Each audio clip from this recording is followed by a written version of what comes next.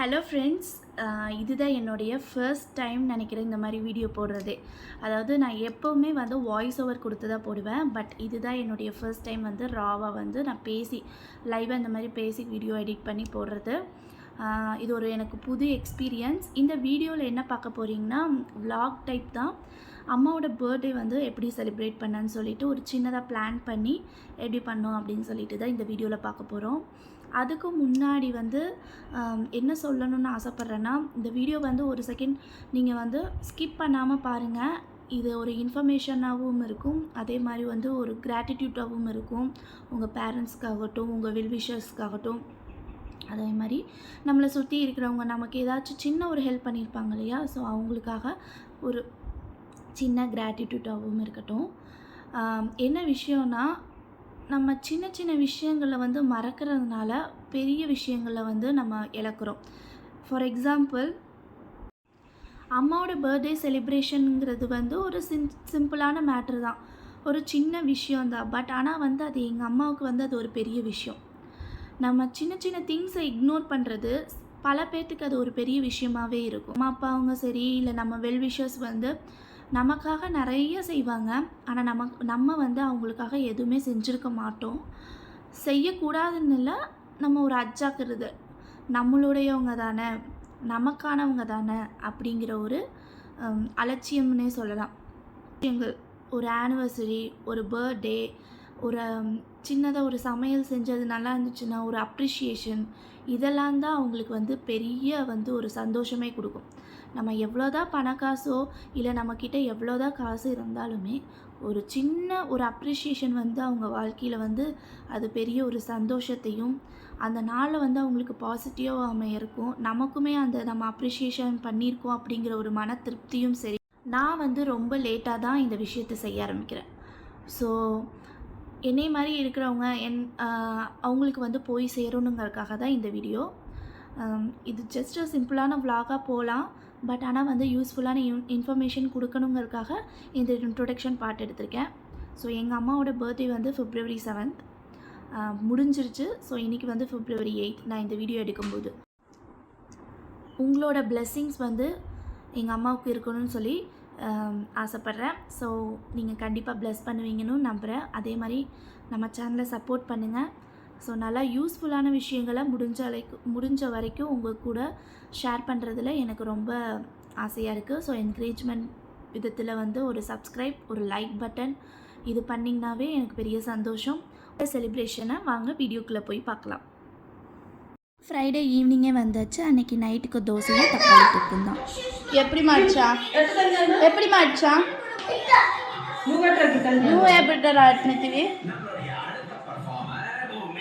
மண்டையில் அடிச்சியா மித்தம்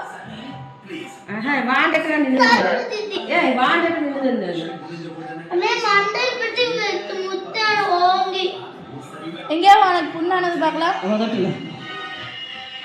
க்ளோஸ் அப்பில் பார்க்கலாம். ஆமாண்டா, ரத்தமே வருது, கெச்சப் மாதிரி இருக்கு. ஐயோம்மா, திவி மண்டையில வந்து பல்ஜா வீங்கிடுச்சு போய் இந்த இடத்துல.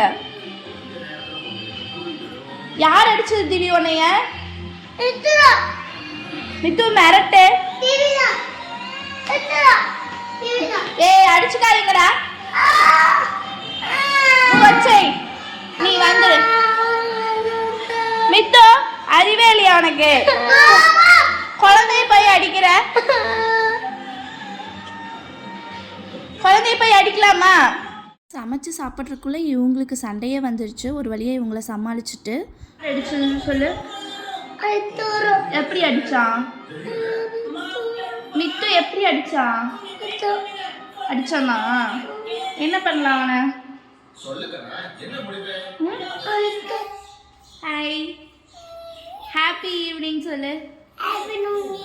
Happy evening. நாளைக்கு யார் பர்த்டே?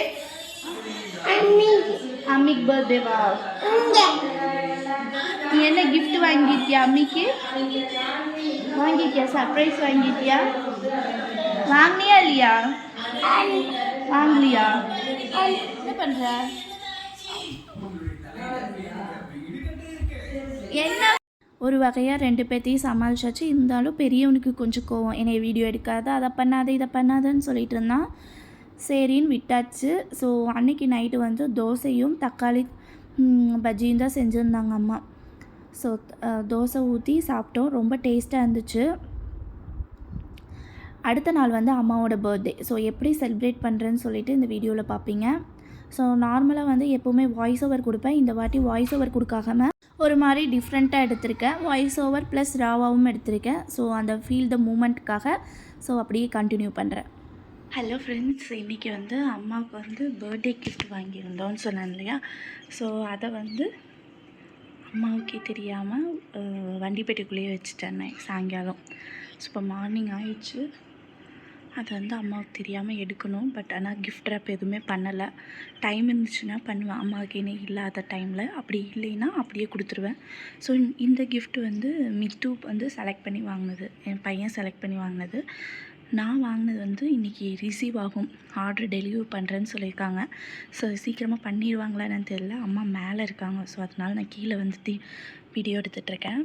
ஸோ நான் வண்டியில் காட்டுறேன் என்னென்ன வச்சுருக்கேன்னு. ஸோ இப்போ எடுக்க முடியாது, அவங்க வந்தாங்கன்னா தெரிஞ்சிடும். ஸோ ஈவினிங் தான் கொடுப்பேன்னு சொல்லியிருக்காங்க மித்து. நேற்றே காலையில் அப்பா வந்து நேற்று ஈவினிங் வந்து நாங்கள் வரும்போதே எங்கள் அப்பா கிட்டே சொல்லிட்டு வந்தாங்க, கிஃப்ட்டு வாங்கிட்டு வரோம் அப்படின்னு சொல்லிட்டு. எங்கள் அப்பா என்ன பண்ணிட்டாருன்னா, உனக்கு ஒரு கிஃப்ட்டு வாங்கி வச்சுருக்கான் அப்படின்னு சொன்னேன். நான் வந்து பென்சிலும் ஒரு ரப்பர் பேண்டும் அப்படின்னு சொன்னேன். ஏன்னா அதுவுமே அவன் கிஃப்ட் பண்ணணும்னு நினச்சான். அம்மிக்கு வந்து அது வாங்கணும் அப்படின்னு நினச்சான். அது போக அவன் 2 ஐட்டம் வாங்கியிருந்தான். ஸோ அது சொல்லலை. ஸோ அதனால் அவன் மூட் அப்செட்டாக இருந்தான் சாயங்காலம். சரி நான் இருந்துட்டு சொன்னேன், மற்ற கிஃப்டெல்லாம் இருக்குல்ல, அதை கிஃப்ட் பண்ணும்போது சர்ப்ரைஸ் ஆகட்டும் அப்படின்ட்டு இருந்தேன். ஸோ அந்த கிஃப்ட்டு வந்து வண்டி பெட்டிக்குள்ளே இருக்குது. எங்கள் அம்மா வரக்குள்ளே முடிஞ்சால் இப்போ எடுத்து கிஃப்ட் ரேப் பண்ணணும். இல்லைன்னா அம்மா வந்துட்டாங்கன்னா ரேப் பண்ண முடியாது. ஸோ டைம் கிடைக்கும்போது ஈவினிங் தான் கொடுக்க போகிறோம், கேக் கட் பண்ணும்போது தான் கொடுக்க போகிறோம். ஸோ அதனால் அது வரைக்கும் டைம் கிடச்சிதுன்னா பேக் பண்ணிடுவேன். ஸோ வாங்க என்ன கிஃப்ட்டு வாங்கிக்கணும் பார்க்கலாம், எங்கே ஒழிச்சு வச்சுருக்கணும் பார்க்கலாம். Pen set. என்ன கிஃப்ட்டு வாங்கினேன்? அம்மிக்கு தெரியுமா நீ வாங்கின கிஃப்ட் என்னென்னு? எப்போ கொடுக்க போகிற? பர்த்டே பார்ட்டி எல்லாம் வைக்கல, சும்மா கேக் மட்டும்தான் கட் பண்ணுறோம். அப்போ கொடு, சரியா? என்ன கிஃப்ட்டுன்னு பார்க்கலாமா? இரு, அவனை கூட்டிகிட்டு வந்துடுறேன், சின்னவனை. சரியா? வெயிட் பண்ணிங்க. அதுக்குள்ளே அம்மா வந்துட்டாங்க. ஸோ நான் அப்புறமா வந்து காட்டுறேன், என்னை வந்துட்டாங்க. ஸோ நான் காட்ட முடியாது, மெதுவாக தான் பேசுகிறேன். உங்களுக்கு கேட்குமா என்னன்னு தெரியல. கேட்கலின்னா வாய்ஸ் ஓவர் கொடுக்குறேன். உங்கள் அம்மாவுக்கு எப்படி சர்ப்ரைஸ் கொடுப்பீங்க உங்கள் பேரண்ட்ஸ்க்கு அப்படின்னு சொல்லிட்டு மறக்காமல் கமெண்டில் ஷேர் பண்ணுங்கள். இது வந்து February 7th எடுத்தது, அம்மாவோட பர்த்டே அன்னைக்கு. காலையிலேயே அம்மா குளிச்சுட்டு சாமி கும்பிட்டுட்டு 4 மணிக்கே எல்லா வேலையும் முடிச்சிட்டாங்க. ஸோ காலையில் மார்னிங் பிரேக்ஃபாஸ்ட் வந்து தக்காளி தொக்கு நைட்டு செஞ்சது கொஞ்சம் மிச்சம் இருந்துச்சு. அது கூடவே பச்சை சட்னி அரைப்போம் இல்லையா, தக்காளி பூண்டு மிளகாய் அதெல்லாம் போட்டு, அது கொத்தமல்லி சட்னி, அப்புறம் தோசை தான். மதியானத்துக்கு இன்றைக்கி சனிக்கிழமை அப்படிங்கிறனால நான்வெஜ்ஜெல்லாம் இல்லை, வெஜ்ஜு மட்டும்தான். சிம்பிளாக வந்து சாம்பார், கொத்தவரங்காய் பொரியல், ரசம் இந்த மாதிரி போச்சு. ஈவினிங்க்கு மேலே தான் கேக் கட் பண்ணுறது. அப்போ தான் வந்து வீடியோ எடுப்பேன். அதுக்குள்ளே கிஃப்ட்டை வேறு ரேப் பண்ணணும். இதில் என்ன சொன்னேன்னா, அம்மாவை மேலே அனுப்பிச்சிட்டு மித்து வச்சு நான் இங்கே கிஃப்ட்டு வந்து ரேப் பண்ணிகிட்ருக்கேன். ஸோ அதை எடுத்து வண்டி பெட்டிக்குள்ளேயே ஒழிச்சு வைக்கணும். ஸோ அதுக்கு முன்னாடி கிஃப்டெல்லாம் ரேப் பண்ணிக்கலான்னு சொல்லிட்டு, ஸோ அதனால தான் சைலண்ட்டாக செஞ்சிட்ருக்கேன். எல்லா கிஃப்ட்டும் ரெடி பண்ணிட்டேன். ஸோ பேக் பண்ணி வச்சுட்டேன், எனக்கு தெரிஞ்ச மாதிரி பேக் பண்ணி வச்சுருக்கேன். எல்லாத்தையும் எடுத்து இதுக்குள்ளே வண்டி பெட்டிக்குள்ளே கட்டுறேன். உங்களுக்கு அப்புறமா வந்து எப்படி நான் சர்ப்ரைஸ் பண்ணுறேன் அந்த வீடியோ வந்து உங்கள் கூட ஷேர் பண்ணுறேன். இதான் ஃபர்ஸ்ட் டைம் நானும் பண்ணுறது. ஸோ எப்படி போகுதுன்னு தெரியல, பார்க்கலாம். அப்பா கேக் வாங்குறது விடுதி, அது வந்து அம்மாவுக்கே தெரியும். ஸோ அப்பா வரும்போது கேக் வாங்கிட்டு வர சொல்லிட்டேன். ஸோ பார்த்திங்கன்னா 1 2 3 4 5 கிஃப்ட் இருக்குது. மொத்தம் 6 கிஃப்ட்டு. இதெல்லாம் வந்து நானும் என் பசங்களும் சேர்ந்து வாங்கினது. இந்த ஒரு கிஃப்ட்டை மட்டும் நான் வாங்கினது. சும்மா பேசிக்காக ஏமாற்றலான்னு சொல்லி வாங்கியிருக்கேன். ஆனால் பெரிய கிஃப்ட் ஆன் த வேல இருக்குது.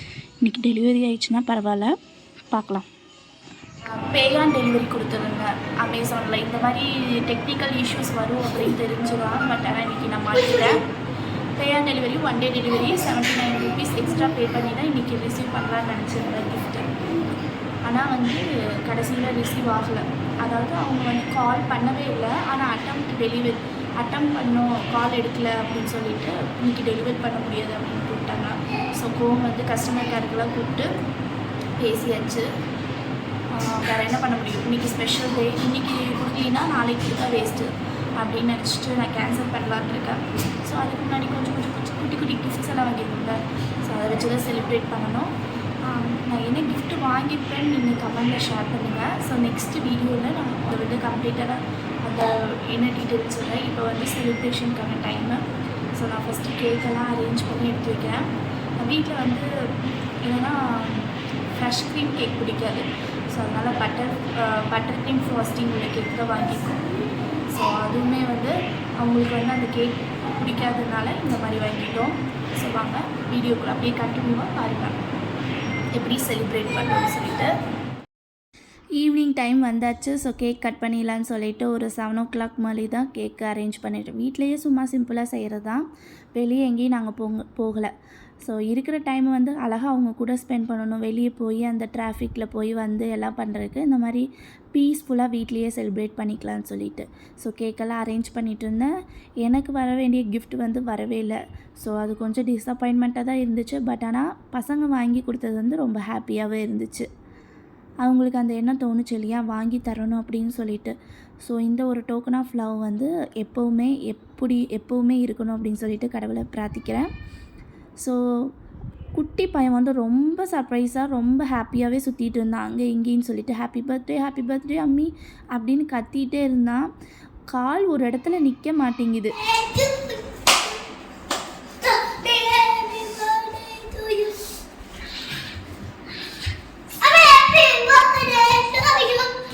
பர்த்டே லேடி ரெடி ஆயிடுச்சா? கேக் நல்லா இருக்கு. சூப்பரா இருக்கு.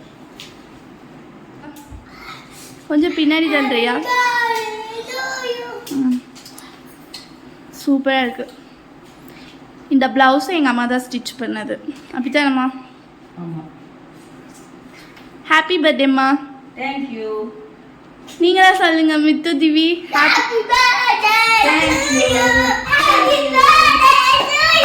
சரி கேக் கட் பண்ணலாமா? தாத்தாவை கூப்பிடுங்கடா. அங்க போய் நில்லுங்க.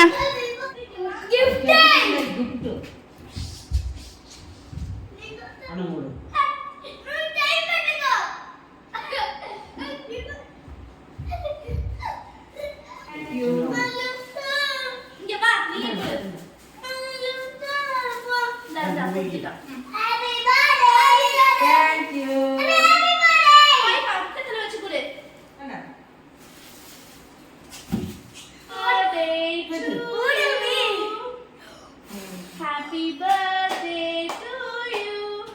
Happy birthday amma.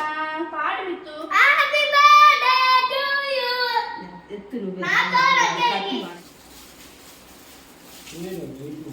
நீ இந்த கேக் தின்போ. கேக் தின்றா. வேற கத்திக்கின்றா வச்சிருந்தா. நீ நேடா திஸ். அட இந்த பெட்டு. நீ நேடா திஸ்தி வரதே.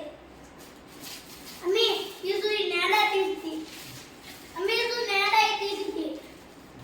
அம்மி அம்மி லேட் தினமோ. அவன் திங்க மாட்டீங்க. நான் கட் பண்ணிட்டேன். சூப்பராக ஹாப்பியாக கேக்கெல்லாம் கட் பண்ணிவிட்டு அன்றைக்கி கிஃப்ட்டு வந்து பெருசாக எதுவும் வாங்கலை.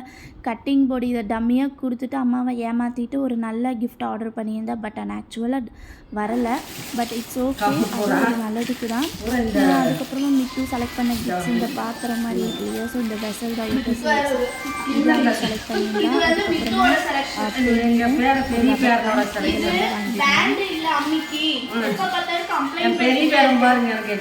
வாங்கி கொடுக்குறாங்க. அப்புறம் என்னடா பண்ண, ஒரு பென், இந்த பென் செட்டு அவன் உனக்கு வாங்கினான். நீ எடிட் பண்ணும் போதெல்லாம் பென் தேடிட்டே இருக்கியாமா, அதனால பென் வாங்கணும்னு வாங்கினான். இதை பாரு, ஓபன் பண்ணி பாரு. அம்மி சரி போடா, நீயே பண்ணு.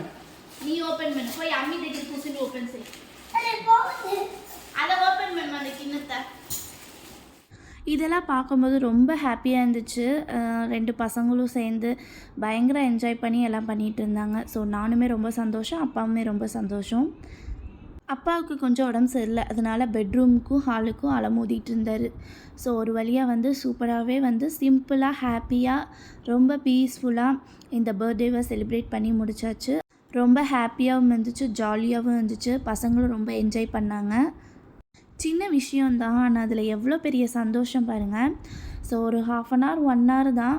அந்த 1 ஹவர் வந்து அது கொடுக்குற சந்தோஷமே எதுவுமே இல்லை. நம்ம ரொம்ப ஆடம்பரமாக செலிப்ரேட் பண்ணணும்னு அவசியம் இல்லை. வீட்டில் இருக்கிற ஒரு சின்ன ஒரு டோக்கன் ஆஃப் லவ் கொடுக்குறதே அவங்களுக்கு பெரிய சந்தோஷம். நீங்களும் உங்கள் வெல்விஷர்ஸ்க்கும் பேரண்ட்ஸ்க்கும் வந்து இந்த மாதிரி செலிப்ரேட் பண்ணி என்ஜாய் பண்ணுங்கள். அதுக்கு பாய் சொல்லிடுங்க.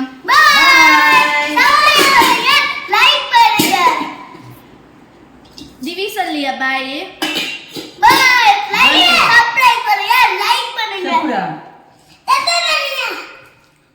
டாடா.